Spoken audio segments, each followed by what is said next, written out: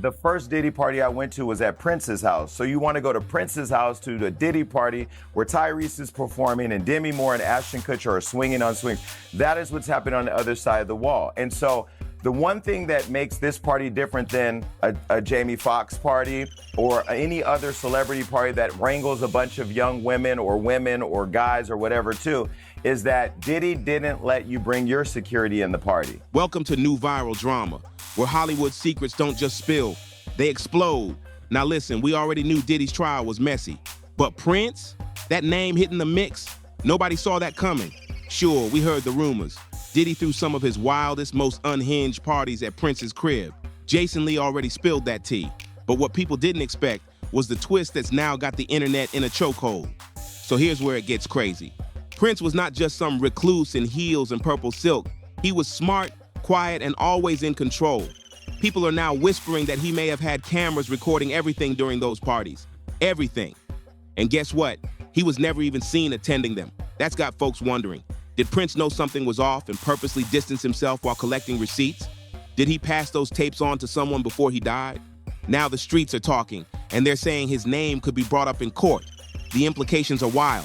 If Prince really had footage of what went down inside that mansion, it could flip this whole trial upside down.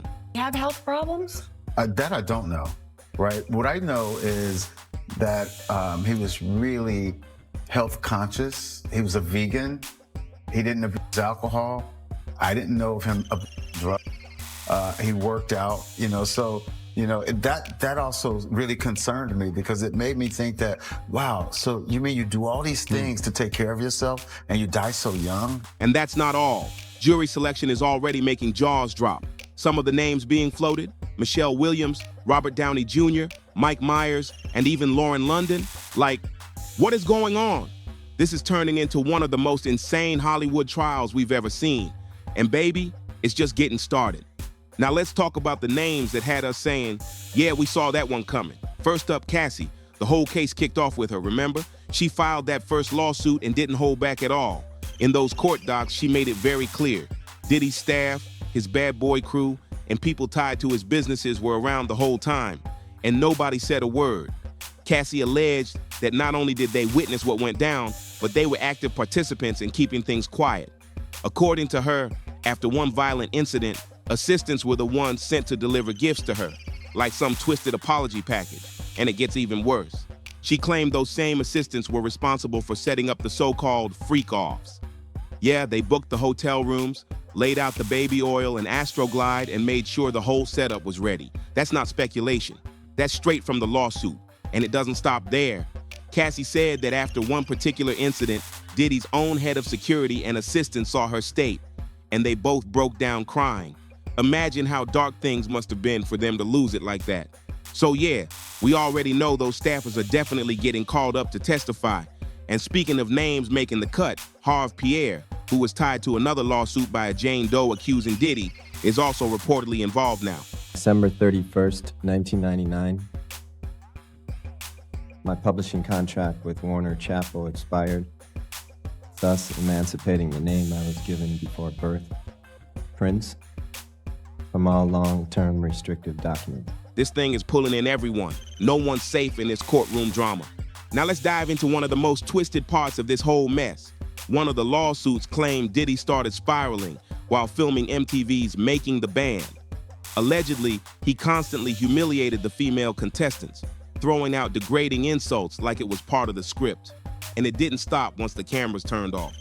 When it came to working on music, Dawn Richards said she was forced to rehearse for hours with no sleep, while Diddy allegedly took full advantage of her. Dawn also didn't hold back. She claimed she personally witnessed Diddy get physical with Cassie and that he was high during the incident. But the drama doesn't stop there. Michael B. Jordan's name popped up too, but not because he did anything wrong. He was name-dropped in Cassie's lawsuit, tied to a time in 2015 when the two reportedly had a flirty vibe. And guess what? The prosecution is likely gearing up to call Cassie's exes to the stand, including Michael and definitely Kid Cudi. Now that part is wild. Cassie admitted she had a short fling with Kid Cudi in 2011 during a rocky moment with Diddy. But when Diddy found emails between them, he lost it. According to the lawsuit, he got so angry he wanted Kid Cudi's car blown up, and he made sure Cootie was home with a friend when it happened. That's not jealousy. That's straight up dangerous. This isn't just courtroom gossip. It's turning into a full-blown crime series. And yeah, Kid Cudi's car really did blow up, right there in his own driveway. That wasn't just talk. That was a calculated message. And if Diddy really orchestrated that over Cassie, that tells you everything about the level of obsession and control we're dealing with here. But as wild as that is, the name that still has people shook is Prince. I mean, what? Nobody saw that coming. And now people are starting to ask, was there more to his death than we were told? Because if Prince really had tapes on Diddy, footage that could bring down a whole empire, then we've got to ask. I had to search deep within my heart and spirit, and I wanted to make a change and move to a new plateau in my life. And one of the ways in which I did that was to change my name. It sort of divorced me from the past and all the hang-ups that go along with it, as it's been well chronicled in deep dispute with my record label. Which is Warner Brothers, right? Yeah. We had some issues that were basically about ownership of the music and how often I was supposed to record and things like that. I really searched deep within to find out the answer to whether fame was most important to me or my spiritual well-being, and I chose the latter. Did someone want to silence him? Now here's where it gets even darker. Right before Prince passed, he knew something was coming. He posted a haunting photo with a message that said, "Just when you thought you were safe," which was later deleted. And then at his final party at Paisley Park, just days after getting treated, he told guests, "Wait a few days before you waste any prayers." What? That sounds like a man who saw the end coming. Prince died at 57, found unresponsive at his estate in Minnesota. Officials ruled it an accidental overdose on fentanyl from fake Vicodin. But come on, this was Prince. The man didn't drink, didn't smoke, lived clean.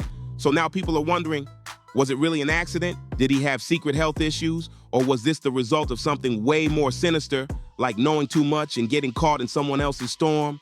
Because let's be real, Prince having dirt on Diddy, that's not just gossip, that's a threat. And in Hollywood, threats don't always walk away. Here's the real kicker with Prince. He wasn't just fighting for his art, he was fighting for his life. And that fight, it got loud right before he died. Prince was known for going to war with the music industry. He didn't play by their rules, he challenged them. And what really had the industry shaking? He was going after the ownership of his own music. Prince wasn't just trying to get paid, he wanted to be in full control. No middlemen, no corporations, just the artist and the art. And some fans believe that fight may have cost him everything. There's been speculation for years that Warner Brothers, yes, the same label that signed him back when he was 18, may have had something to do with his death. Nothing's been proven, but the whispers are loud. Fans point to his rocky history with the label, where the drama went way deeper than just contracts. Prince dropped his first few albums under Warner between 1978 and 1981, and while they didn't blow up, the label held on to him because they saw his genius. Then, in 1982, just a year after MTV launched, Prince hit the top 10 in the US, and everything changed. He figured out how to use the music video as a weapon, building a look, a story, a mythology. The first Diddy party I went to was at Prince's house. So you want to go to Prince's house to the Diddy party where Tyrese is performing and Demi Moore and Ashton Kutcher are swinging on swings. That is what's happening on the other side of the wall. And so the one thing that makes this party different than a Jamie Foxx party or any other celebrity party that wrangles a bunch of young women or guys or whatever too, is that Diddy didn't let you bring your security in the party. By the time Purple Rain dropped in 1984, he wasn't just a superstar, he was a global phenomenon. Fans were dressing like him, copying his moves and idolizing his sound. But as his fame soared, so did the tension behind the scenes. Prince started realizing Warner Brothers owned everything, his music, his name, his entire brand. He was locked into a system that profited off him while restricting his freedom. And that didn't sit right with him. He fought hard to reclaim it. But did that battle get too real? Some folks think it did, and they believe Prince paid the ultimate price for standing up against the machine. Now let's not forget the moment Prince made one of the boldest moves in music history. He ditched his own name and became the artist formerly known as Prince, just a symbol. That wasn't for shock value, that was rebellion. He was making a loud, clear statement about how deeply he hated the control the industry had over his identity and his art. He was outspoken, fearless, and ready to fight the system. Save your life and getting you into rehab. Yes, he did. I had a long time kind of battling those things, and after my father passed, it got really bad. And so I called up Big Bruh to help. He said, okay, when and where. But here's the twist. Diddy was teaming up with the same system Prince was trying to burn down, and not just lightly, he was all the way in. Diddy signed a massive joint venture deal with Warner Music Group, the exact company Prince had spent years calling out. That deal gave Warner a 50% stake in Bad Boy Records. Basically, Warner took over marketing and handled all the digital and physical distribution of Bad Boy's entire catalog, worldwide. That meant Warner now had their hands in everything from current to former Bad Boy artists. The deal secured Diddy's money, influence, and position in the game. And Diddy wasn't shy about it either. He said, "There have been a lot of boutique record labels that come and go, and we're still here. This gives us the financial structure and the right partners to stay strong in the music industry." He was flexing that alliance proudly, but behind the scenes, things were sketchy. Word is, Prince may have known way more than he let on. He allegedly wanted nothing to do with Diddy or the madness tied to those infamous freak-offs. Jason Lee even said the first wild party he ever went to was at Prince's house. But here's what made it strange. No one was allowed to bring their own security. Like, why that level of control? What was being hidden? Maybe Prince saw too much and knew exactly who he was dealing with. So yeah, Prince really did let Diddy throw those wild no-rules parties at his house. That part's confirmed. But what if the real secret isn't that the parties happened? It's what was being recorded during them. Let's not forget, this is Prince we're talking about. Meticulous, private, calculated. The man was always 10 steps ahead. So now people are starting to ask the real question. What if those security cameras were running the entire time? What if Prince was capturing everything, and he held on to those tapes or gave them to someone he trusted before he passed? That could explain why his name's now being whispered in connection to Diddy's trial. If that footage still exists, it could blow this case wide open. And that makes people wonder, did Prince know too much? Could this even be part of the reason he's no longer here? Here's where it gets even more chilling. Before Prince died, his sister Tyka Nelson reportedly shared that he told her he was in trouble, just days before his death. Now sure, the press used to say Prince and Tyka weren't that close, but that's not true at all. In fact, in 2018, Tyka publicly said they were very close growing up. Their parents had even told Prince that it was his job to look out for her, no matter what. Wherever he went, she went. And their bond only got deeper over the years. Tyka even credited Prince with saving her life, saying he was the one who got her into rehab when she was deep in her own battle with addiction. So if she says he knew something was off before he died, why aren't more people listening? Because if Prince had proof and warned someone before he was gone, then this trial might be the moment everything comes to light. When Prince saw that the end was near, he didn't panic. He started preparing.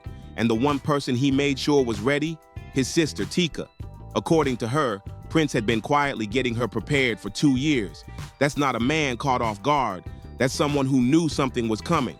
Tyka also opened up to the Minnesota Star-Tribune about the last real moment she shared with him, just 4 days before he passed.